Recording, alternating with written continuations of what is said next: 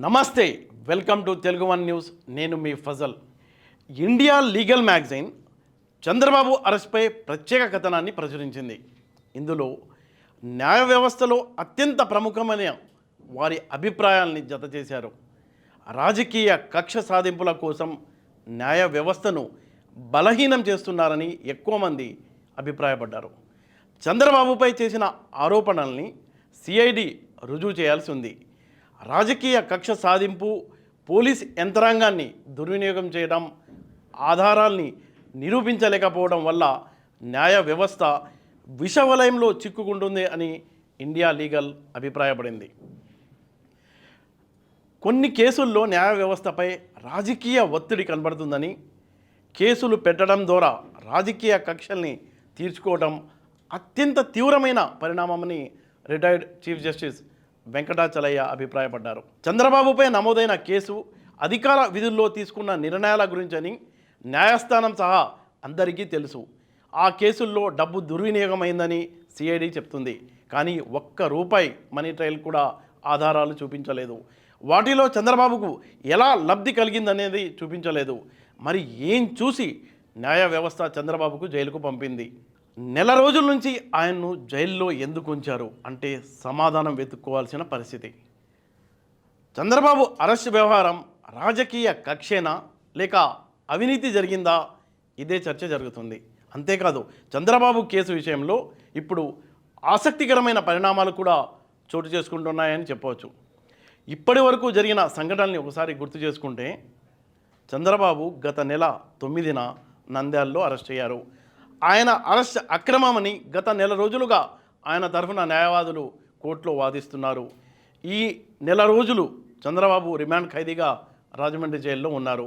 మరోవైపు చూస్తే చంద్రబాబు వేసిన క్వాష్ పిటిషన్ని హైకోర్టు కొట్టేసింది. దీన్ని సుప్రీంకోర్టులో సవాల్ చేసిన బాబు తరఫు న్యాయవాదులు అక్కడ కూడా టెక్నికల్ పాయింట్ మీదనే వాదిస్తున్నారు.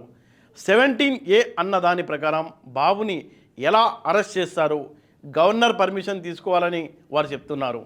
నేరం జరిగింది 2018కి ముందు అయినా విచారణ తర్వాత జరిగింది కాబట్టి బాబు విషయం గవర్నర్కి తెలియజేయాలని, అలా అరెస్ట్ చెల్లదన్న పాయింట్ మీదనే రోజుల తరబడి వాదిస్తున్నారు.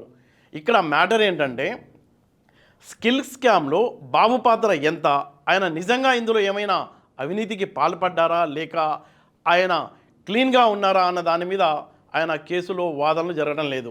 నిజంగా ఇది ఆశ్చర్యకరమే. ఇక ఇప్పుడు 17A అన్న పీసీ యాక్ట్లో సవరణ విషయానికి వస్తే, పొరపాటున కానీ లేక కక్షపూరితంగా కానీ లేక కావాలని కానీ ఈ కేసులో ఎవరైనా నిజాయితీ పరువుల్ని ఇరికించి ఉంటే కనుక వారికి రక్షణ కవచంగా ఈ సవరణ పనిచేస్తుందని న్యాయ నిపుణులు చెప్తున్నారు. ఏదేమైనా ఈ కేసులో బాబు రిమాండ్ రిపోర్ట్ని కొట్టివేయాలని ఆయన న్యాయవాదులు పోరాడుతున్న విషయం తెలిసిందే. అలాగే ప్రభుత్వం తరఫున ముకుల్ రోహిత్కి వాదిస్తున్న సందర్భంగా న్యాయమూర్తులు 4 కీలక ప్రశ్నల్ని సంధించారు. అవి ఏమిటంటే, 17A నేరానికి వర్తిస్తుందా, నిందితులకు వర్తిస్తుందా, 2018లో విచారణ ప్రారంభించినప్పుడు ఏం కనిపెట్టారు, 3 అవినీతికి సంబంధించిన సెక్షన్ అమలు కాకపోతే మిగతా సెక్షన్ల కింద ప్రత్యేక కోర్టు విచారించవచ్చా, మిగతా సెక్షన్ల కింద పెట్టిన కేసులు చెల్లుతాయా లేదా? అయితే ఈ 4 ప్రశ్నలకు ముకుల్ రోహిత్కి సరైన సమాధానం ఇవ్వలేదు. పాతవాదనే కొనసాగించిన నేపథ్యంలో ఇక చంద్రబాబుకు 17A వర్తిస్తుందన్న అభిప్రాయం న్యాయవర్గాల్లో గట్టిగానే వినిపిస్తుంది. ఒకవేళ చంద్రబాబుకు వర్తించదంటే ఆ సెక్షన్ విలువ కోల్పోయినట్లే. స్కిల్ కేసు నమోదయ్యాక చంద్రబాబు పేరు కూడా ఎక్కడ ఎఫ్ఐఆర్లో లేదు. 2.5 ఏళ్ల తర్వాత అరెస్ట్ చేసిన తర్వాత చేర్చారు. అంటే ఇక్కడ కుట్రపూరితమని స్పష్టంగా అర్థమవుతుంది. తమ దగ్గర ఆధారాలు ఉన్నాయని ఏపీ సర్కార్ భావిస్తే గవర్నర్ అనుమతి ఎందుకు తీసుకోలేదు అన్నది కీలకం. గవర్నర్ పర్మిషన్ తీసుకోలేదు, అరెస్ట్ చేసిన తర్వాత కూడా తీసుకున్నామని కానీ తీసుకునే ప్రయత్నం చేశామని కానీ ఎక్కడా చెప్పలేదు.